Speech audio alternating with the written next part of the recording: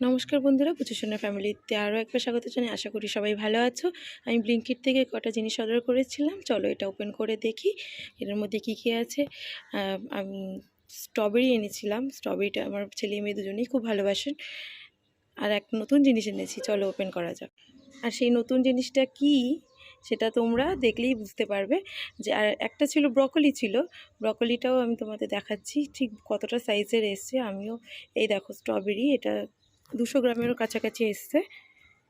এই স্ট্রবেরিটা আমার মোটামুটি 100 টাকা পড়েছে।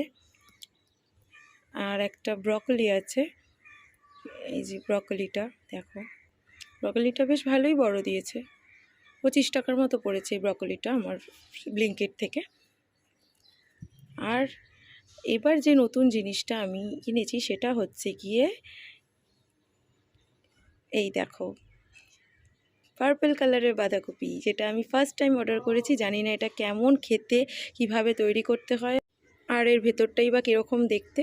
তা আমি তোমাদের সবাইকে একবার কেটে দেখাবো এটা ভেতরটা কীরকম দেখতে হয়।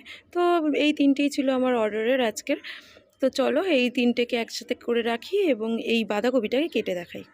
তো চলো এটাকে আমি কাটি যে কীরকম দেখতে হয় ভিতরটা। আমিও ফার্স্ট টাইম দেখবো এটার ভেতরটা কীরকম দেখতে।